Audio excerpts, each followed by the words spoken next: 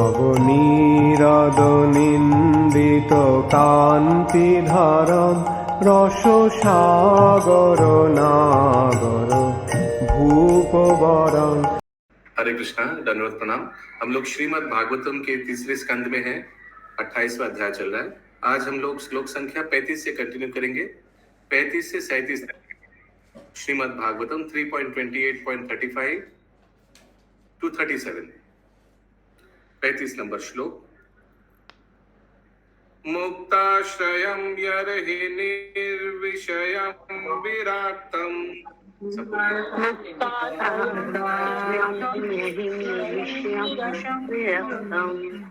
निर्वाणं मृच्छति मनसः स यथाति।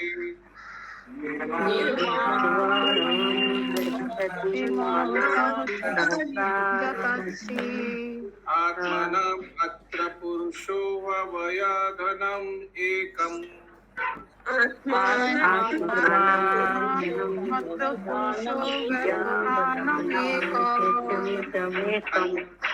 क्षते प्रतिनिवृत गुण प्रवाह।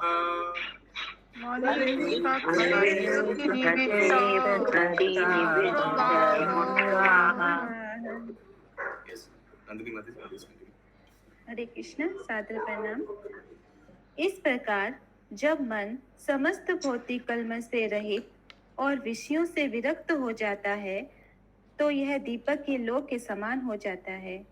उस समय मन वस्तुतः परमेश्वर जैसा हो जाता है और उनसे जुड़ा हुआ अनुभव किया जाता है, क्योंकि यह भौतिक गुणों के पारस्परिक प्रभाव से मुक्त हो जाता है।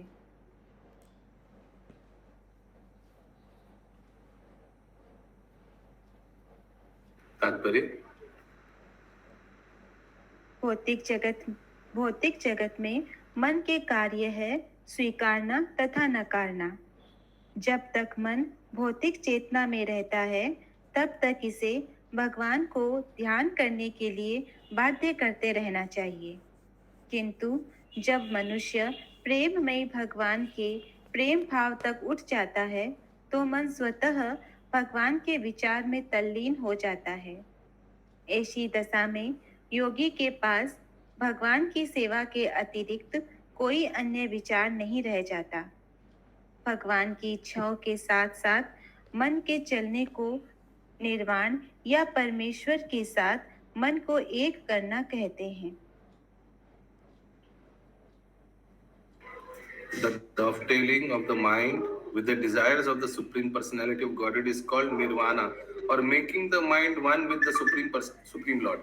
So पहले बलपूर्वक करना पड़ता है। कुछ उदाहरण दे सकते हैं बलपूर्वक। जैसे हम लोग जब करते हैं, मन यहाँ वहाँ चला जाता है ना, दिलीप प्रभु, नींद आने लग जाता है, बहुत कुछ होता है, तो उस समय मन को बोलना है नहीं, भगवान यहाँ उपस्थित है। हरे कृष्ण महामंत्र जब बहुत अटेंटिवली करना चाहिए, नहीं तो भगवान के प्रति अपराध होगा। अच्छा से श्रवण करना चाहिए, हर एक अक्षर अच्छा से श्रवण करना चाहिए, बलपूर्वक कैसे बोलना चाहिए।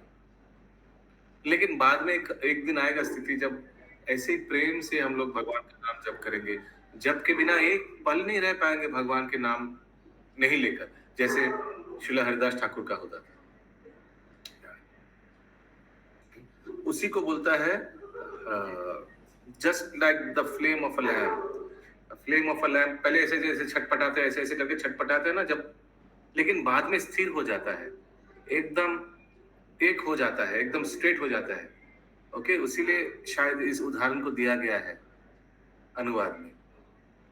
Please continue. निर्वाण का सर्वश्रेष्ठ उदाहरण भगवत गीता में दिया गया है। प्रारंभ में अर्जुन का मन कृष्ण के मन से विपत हो रहा था। कृष्ण चाहते थे कि अर्जुन लड़े, किंतु अर्जुन लड़ना नहीं चाहता था, अतः मतभेद था। किंतु भगवान से भगवत गीता सुनने के बाद अर्जुन ने अपने मन को कृष्ण की इच्छा अनुकूल बना लिया। यह तादम्य कहलाता है। किंतु इस तादम्य से अर्जुन तथा कृष्ण की व्यष्टि व्यक्तित्व समाप्त नहीं हुई। मायावादी चिंतक इसे नहीं समझ सकते। वे सोचते हैं कि तादम्य के लिए वेष्टि का क्षय होना आवश्यक है। किंतु हम भगवत गीता में पाते हैं कि यह वेष्टि होती नहीं। जब मन भगवत प्रेम में पूर्णतया शुद्ध हो जाता है तो यह मन भगवान का मन बन जाता है। उस समय मन न तो हरे पृथक कृष्ण। रूप से भगवान का मन बन जाता है, माने भगवान का विचार से मैचिंग हो जाता है। जैसे भगवान का जो जो उपदेश है उसका पालन करने लग जाता है, उस एंगल से वननेस विद द माइंड। ऐसा नहीं कि व्यक्ति भी भगवान बन जाता है, ये मायावाद लोग बोलते हैं। या आगे। उस समय मन न तो पृथक रूप से कर्म करता है, न भगवान की इच्छा पूर्ति के लिए प्रेरणा से रहित होता है। व्यष्टि मुक्त आत्मा के कोई अन्य कर्म नहीं होता। प्रतिनिवृत्त गुण प्रवाह।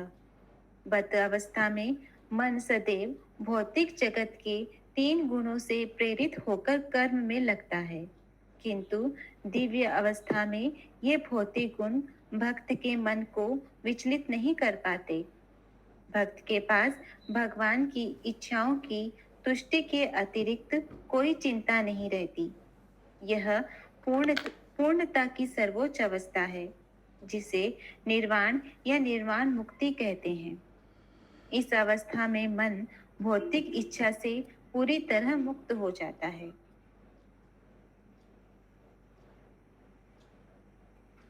ये निर्वाण वर्ड यूजुअली बुद्धिज्म में यूज करता है। निर्वाण, मोक्ष, निर्वाण, यानी जड़ जगत से दूर। लेकिन वैष्णव लोग इसको क्यों यूज कर रहे हैं? ये एकदम कोई भौतिक कार्य नहीं है। जो भी कार्य कार्य तो है, आध्यात्मिक कार्य। Last para. यथार्थी अर्ची का अर्थ है लो, लपट। जब दीपक टूट जाता है या तेल चूक जाता है तो दीपक की लो बुझ जाती है, किंतु वैज्ञानिक बोध के अनुसार लो बुझती नहीं, यह संरक्षित रहती है। यही शक्ति का संरक्षण है। इसी प्रकार जब मन भौतिक स्तर पर कार्य करना बंद कर देता है तो यह भगवान के कर्मों में संरक्षित रहता है। यहाँ पर मायावादी चिंतकों के मन के कर्म के रुद्ध होने की कल्पना की व्याख्या की गई है। मानसिक क्रिया के रुद्ध होने का अर्थ है प्रकृति के तीनों गुणों के प्रभाव से होने वाली क्रियाओं का अवरुद्ध होना। हरे कृष्ण। कभी क्रिया से मुक्त हम लोग कभी नहीं हो पाएंगे, इच्छा से मुक्त कभी नहीं हो पाएंगे। क्या करना चाहिए? उसको डवटेल करना चाहिए भगवान की सेवा के प्रति। मायावादी लोग बोलते हैं क्या? सेसेशन ऑफ ऑल एक्टिविटीज, कुछ नहीं करेंगे हम लोग, एकदम शून्यवादी। लोग बोलता है जैसे बुद्धिज्म में शून्यवादी में है, जस्ट एकदम कुछ भी कार्यकलाप सब बंद, नथिंग। ये जीवन आखिरी जीवन होगा, इसके बाद हम लोग शून्य में विलीन हो जाएंगे। There will be no activities, zero activities.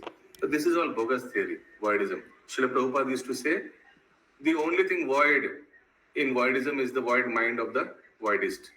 हरे कृष्ण। आशा करता हूँ लोग समझ पा रहे क्या बोलता था श्रील प्रभुपाद।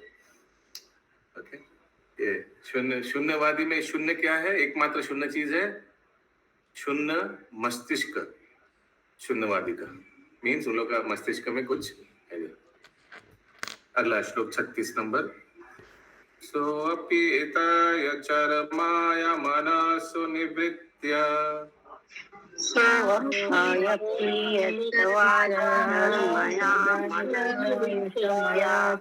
तस्मिन् महिम्नि अवशीत सुख दुःख बाह्य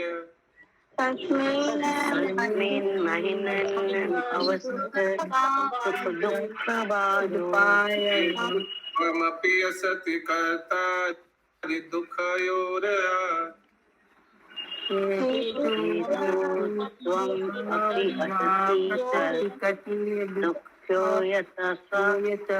आत्मन् विधत्त उपलब्ध परात्मा कष्टः।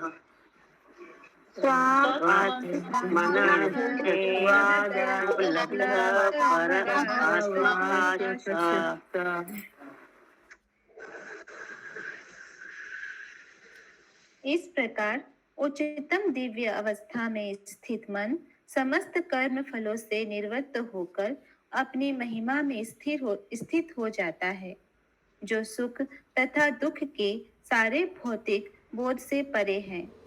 उस समय योगी की परमेश्वर के साथ अपने संबंध का बोध होता है। उसे पता चलता है कि सुख तथा दुख तथा उनकी अंतःक्रियाएं, जिन्हें वह अपने कारण समझता था, वास्तव में अविद्याजनित अहंकार के कारण थी।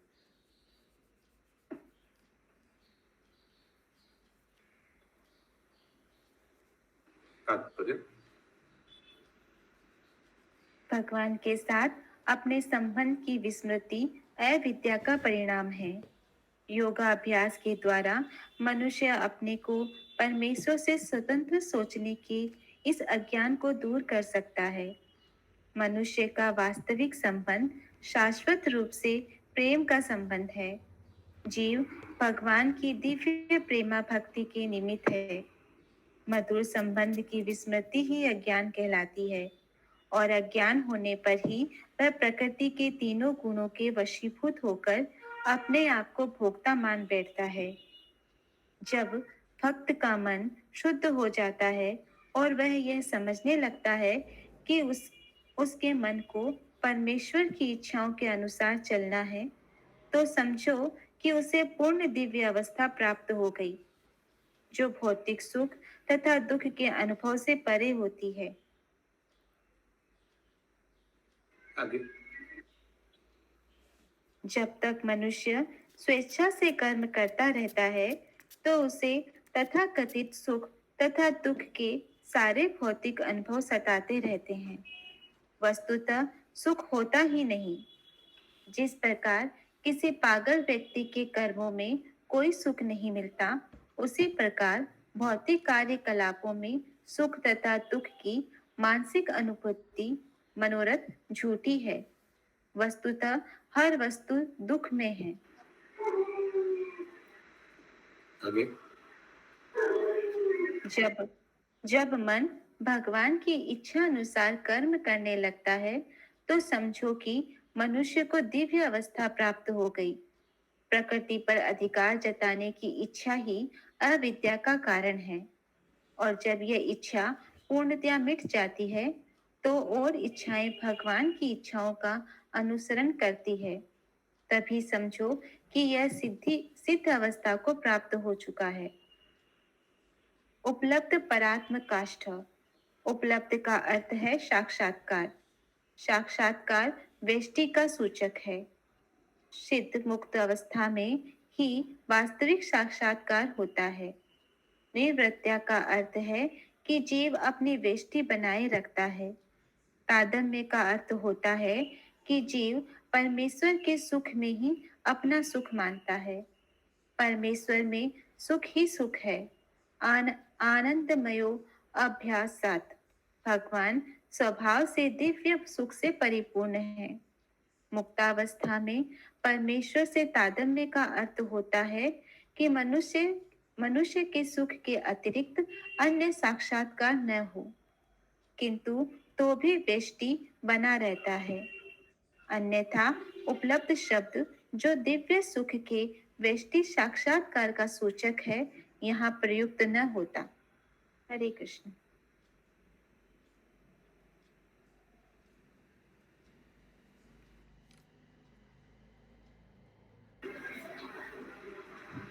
आज का अंतिम श्लोक 37 नंबर।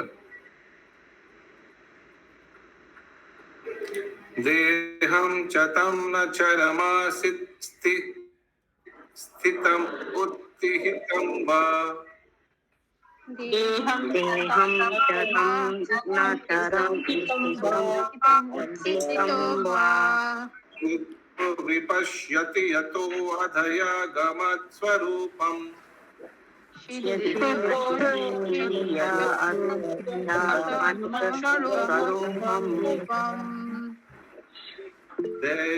दैवत उपेतमथ दैव वसत् अपेतम्।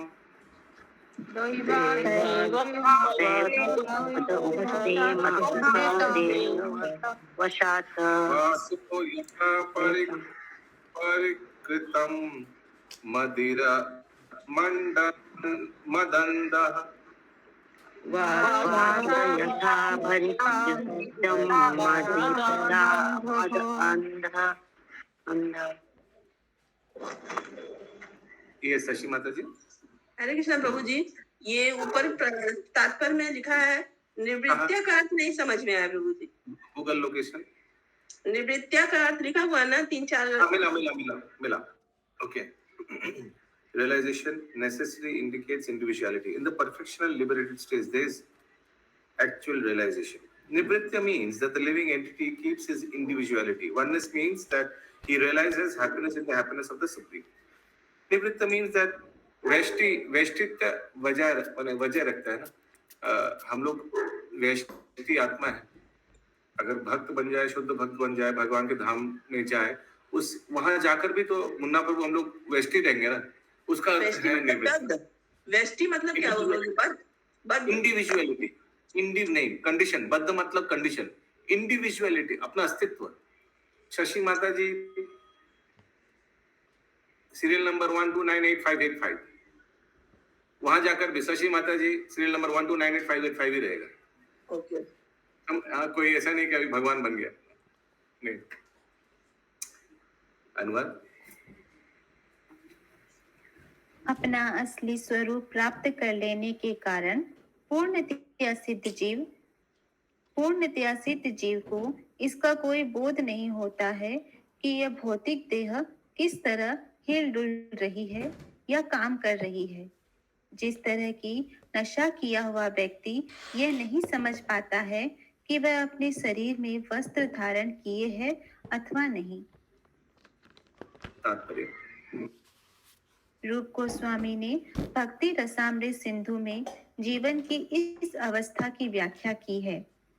जिस व्यक्ति का मन भगवान की इच्छाओं के अनुरूप होता है और जो उसे 100% भगवान की सेवा में लगाता है, वह अपनी शारीरिक आवश्यकताओं को भूल जाता है। हरे कृष्ण। इसका अनुवाद नहीं समझ में आता, समझा दीजिए। फिर से एक बार पढ़िए माता जी। अपना असली स्वरूप प्राप्त कर लेने के कारण पूर्णतया सिद्ध जीव को इसका कोई बोध नहीं होता है कि यह भौतिक देह किस तरह हिल-डुल रही है या काम कर रही है। जिस तरह की नशा किया हुआ व्यक्ति यह नहीं समझ पाता है कि वह अपने शरीर में वस्त्र धारण किए हैं अथवा नहीं। यस, तो अपने पुण्य जो स्थिति है, यानी भगवान का नित्य दास, उस स्थिति में व्यक्ति नशीला व्यक्ति जैसा हो जाता है। उसका अपना शारीरिक ज्ञान नहीं रहता, वो शरीर से नॉट इन बॉडी कॉन्शियसनेस, ये लिखा है। इंद्रावती माता जी। हरे कृष्ण प्रभु जी, ये लाइन नहीं समझ में आई। भगवान की इच्छाओं के अनुरूप होता है, कहाँ लिखा है ये बात? ये तात्पर्य में लिखा हुआ प्रभु जी। तात्पर्य में, ओके। भगवान का इच्छा है डवटेल विद कृष्णा's इच्छा है, वही हम लोग का इच्छा हो जाता है। इंग्लिश में लिखा है completely dovetail with the desire of the SPOG. भगवान का इच्छा वही हम लोग का इच्छा है। तो कैसे पता चलेगा भगवान का क्या इच्छा है? भगवान ने तो क्लियरली बता दिया है शास्त्र में, मन मना भव मत भक्तो मध्याजिमाम नमस्कुरु। मैं चाहता हूँ तुम मेरा भक्त बनो, मेरे को नमस्कार करो, मेरा ही उच्छिष्ट खाओ और कुछ मत खाओ, पत्रम पुष्पम फलम जप, सब कुछ बता दिया। उसी को फॉलो करना, वही इच्छा हम लोग का इच्छा। ठीक है। तात्पर्य। यस, केशवी करुणेश्वरी माता जी बोले ফেলো, अनम्यूट करें। হরে কৃষ্ণ প্রভু। 36 নম্বর শ্লোকের অনুবাদেতে লাস্টের লাইনে আছে, তিনি তখন বুঝতে পারেন যে সুখ এবং দুঃখ তাদের প্রতিক্রিয়া, যেগুলোর কারণ তিনি স্বয়ং বলে মনে করেছিলেন, প্রকৃতপক্ষে তা অবিদ্যাজনিত অহংকারের ফল। কিন্তু মানে মানুষের কর্মের মানে যে যার কর্মের ফল অনুযায়ী তো সে তার সুখ দুঃখ এগুলো ভোগ করে, তাই এগুলোকে তাহলে অবিদ্যাজনিত অহংকার বলছে কেন? কারণ কি সুখ বলে কিছু নেই। প্রভুপাদ একটু পরেই বলেছেন, ওর পরে সুখ বলে কিছু নেই, দুঃখ বলে কিছু নেই। এইগুলো কর্মের ফল যেটা আছে সেটাই উনি ভোগ করছেন। হ্যাঁ মানে সেটাই। হ্যাঁ, মানে there is nothing as happiness, there is nothing as distress, Prabhupada পরেই বলে দিয়েছেন। তাহলে এটা তো তাহলে কারোর অহংকারের ফল তো নয়, সেটাই জিজ্ঞেস আমরা করছি। আমাদের অহংকারের ফলের মধ্যেই হতে পারছি যে এটা আমার জন্য ভালো, এটা আমার জন্য খারাপ, কিন্তু আচ্ছা। জড়জাগতিক কার্যে সুখ বা দুঃখ এগুলো কোনো মাইনে রাখে না। আচ্ছা। এগুলো সে লিখেছেন শিল Prabhupada. Actually there is no happiness. দেখুন দ্বিতীয় দ্বিতীয় তাৎপর্যে 2 নম্বর প্যারাগ্রাফে লেখা আছে মাঝখানে, actually there is no happiness, just as there is no happiness in any activities of a madman, so in the material activities the mental concoction of happiness and distress are false. সুখ আর দুঃখ বলে কিছু নেই, actually everything is distress. তথাকথিত যেটা আমরা সুখ দেখছি সেটা আসলে দুঃখেরই কারণ। আচ্ছা। চারো জগতে কিছু সুখ বলে কিছু হতেই পারে না। আচ্ছা। হ্যাঁ। यस तात्पर्य माताजी। ঠিক আছে প্রভু। की माताजी। हरे कृष्ण प्रभु जी, सारा प्रणाम। तो प्रभु जी जब यहाँ पर सुख या दुख बोल के कुछ है नहीं, तो जब लेकिन जब भगवान यहाँ का पर सुख बोलिए क्या ये भी हम बता दे रहे हैं, मैं आधा चीज बताया। प्रभुपाद बताते एब्सेंस ऑफ दुख इक्वल्स टू सुख। और प्रभुपाद इस प्रसंग में क्या उदाहरण देता है, कभी अगर एक व्यक्ति को हम लोग डुबा के देते हैं पानी में, बहुत पानी पी लिया, सोचिए फिर 1 मिनट दिलीप प्रभु उसको पानी में डुबाने के बाद 3 सेकंड के लिए अगर पानी से उसको निकाला जाए, उसको जो आराम मिलता है उसको हम लोग सुख बोलते हैं। यानी दुख नहीं रहना को सुख बोलते हैं। अगर सारा 1 महीना बहुत कठिन परिस्थिति में गया, बहुत दुख मिला, बहुत कष्ट मिला, और सोचिए 2-3 दिन अगर कुछ ऐसा नहीं मिला, तो वो 2-3 दिन हम लोग बोलेंगे हम सुख में हैं, देखो कुछ दिक्कत नहीं है। तो क्या वो वास्तविक सुख है? नहीं, उसको सुख नहीं बोल सकते, उसको बोल सकते कि दुख नहीं था वो 2-3 दिन।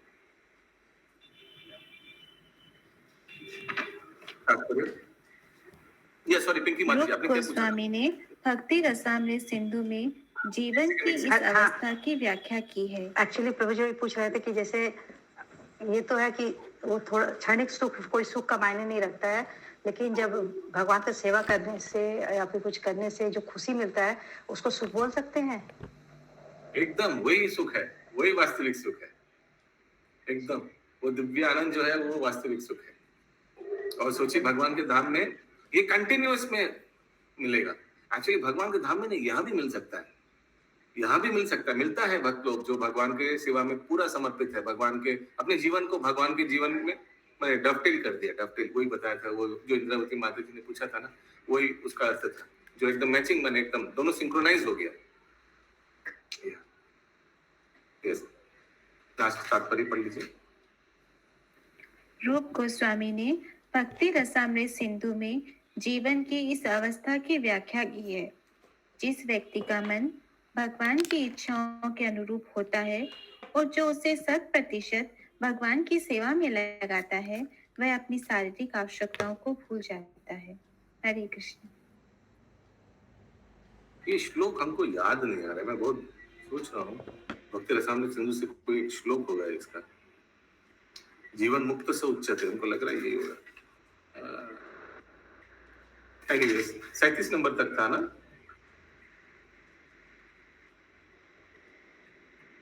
आज यस प्रभु जी। ओके, ग्रंथराज श्रीमद् भागवतम की जय, श्रील प्रभुपाद की जय। जय जय। आप में से कोई आज दामोदर आरती कीर्तन